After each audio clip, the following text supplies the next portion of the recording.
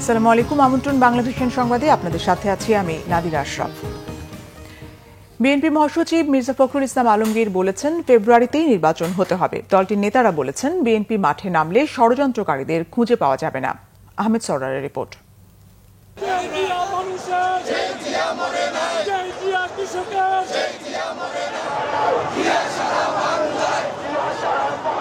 7 November জাতীয় বিপ্লব ও সংহতি দিবস উপলক্ষে ঢাকার রাজপথ মুখরিত এই স্লোগানে।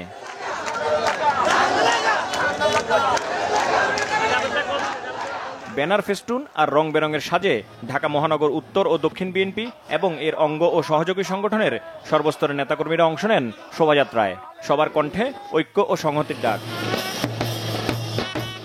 শোভাযাত্রা শুরুর আগে সংক্ষিপ্ত সমাবেশে বিএনপি মহাসচিব সহ স্থায়ী কমিটির সদস্যরা বলেন, সরকারের একজন উপদেষ্টা রাজনৈতিক দলগুলোকে ঐকমত্যের জন্য 7 দিন সময় দিয়েছেন। তারা প্রশ্ন করেন, তাহলে ঐকমত্য কমিশন এতদিন ধরে কি আলোচনা করলো? বিএনপির ষড়যন্ত্রের কোন ইতিহাস নাই, পেছনের দরজা দিয়ে ক্ষমতায় যাওয়ার কোন ইতিহাস নাই, বরং আপনারা বারবার চেষ্টা করেছেন। আমরা বলেছিলাম এই সরকারকে আমরা সহযোগিতা করব, আমরা বরাবর সহযোগিতা করে যাচ্ছি। আপনারা যদি আমাদের এই নম্রতাকে, এই ভদ্রতাকে যে দুর্বলতা ভেবে থাকেন, বোকার স্বর্গে বসবাস করছেন। বিএনপি যদি মাঠে নামে আপনাদেরকে ট্যাবলেট খাওয়ার জন্য খুঁজে পাওয়া যাবে না। আমরা বলে দিচ্ছি, আমরা হুঁশিয়ার করে দিচ্ছি, ষড়যন্ত্র থেকে সাবধান থাকেন। জাতিকে আর বিভ্রান্ত করার চেষ্টা করবেন না। আজকে দুর্ভাগ্য আমাদের, আজকে অন্তর্বর্তীকালীন সরকার যাকে আমরা সম্পূর্ণ সমর্থন দিচ্ছি, তারা আজকে নিজেরাই আজকে একটা অবস্থা তৈরি করছে যাতে করে নির্বাচন ব্যাহত হয়। ওই রাজনৈতিক দলগুলো যে কয়েকটা গণভোটের চাপ দিচ্ছে, তারাও আজকে পরিষ্কার ভাবে বলতে চাই যে নির্বাচনকে বানচাল করবার ষড়যন্ত্র করছে।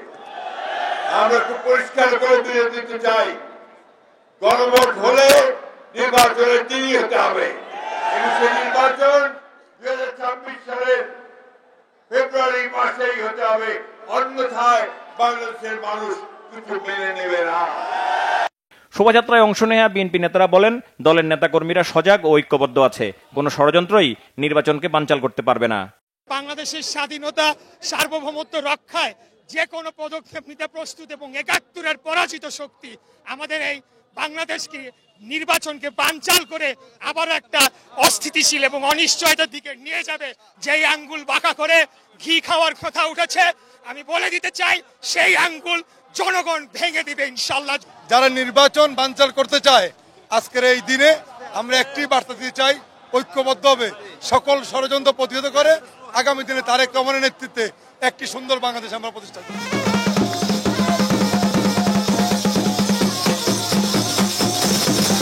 শোভাযাত্রায় পতিত আওয়ামী সরকারের নেতাকর্মীদের নিয়ে স্যাটায়ার ধর্মী বিভিন্ন সাজ নগরবাসীর দৃষ্টি কাড়ে। আহমেদ সরওয়ার, বাংলাভিশন, ঢাকা। আন্তর্জাতিক মামদানিকে মেয়র নির্বাচিত করায় নিউ ইয়র্কের অবকাঠামো উন্নয়ন পরিকল্পনা বাতিলের হুমকি দিয়েছেন মার্কিন প্রেসিডেন্ট ডোনাল্ড ট্রাম্প। একই সঙ্গে হোয়াইট হাউসে সাংবাদিকদের তিনি বলেছেন, থামবে না অভিযান, দেশ থেকে তাড়ানো হবে দুষ্কৃতিকারীদের। ট্রাম্পের দাবি, যুক্তরাষ্ট্রে প্রবেশ করা লাখো অভিবাসীর বেশিরভাগ কোনো না কোনোভাবে মাদক চোরাকারবারি, মানসিক রোগী বা খুনের সঙ্গে জড়িত। এদের 50% একাধিক খুনের সাথে জড়িত বলেও দাবি করেন তিনি। হাজার হাজার অভিবাসীকে আটকের সময় খুব নির্মম কৌশলের প্রয়োগ করা হচ্ছে বলে অভিযোগ তুলেছেন মানবাধিকার কর্মীরা। খেলার খবর, ফুটবল। ফিফা বর্ষসেরা পুরস্কারের লড়াইয়ে হট ফেভারিট পিএসজির ফরাসি তারকা উসমান দেমবেলে। তার প্রতিদ্বন্দ্বী স্প্যানিশ সেন্সেশন লামিনে ইয়ামাল। আন্তর্জাতিক ফুটবলে বছরের সেরা 2টি পুরস্কার হচ্ছে ব্যালন ডি'র এবং ফিফা বেস্ট। গত অগাস্টে লামিনে ইয়ামালকে হারিয়ে ব্যালন ডি'র জয় করেছেন উসমান দেমবেলে। ফিফা বেস্টের জন্য 2024 সালের 1 অগাস্ট থেকে 31 জুলাই 2025 এর মধ্যে পারফরমেন্স বিবেচিত হবে। আর 28 নভেম্বর ফিফা বেস্টের জন্য ভোট দেওয়ার শেষ সময়। গত মৌসুমে পিএসজির প্রথমবার চ্যাম্পিয়ন্স লিগ জয়ে দারুণ পারফর্ম করেছেন দেমবেলে।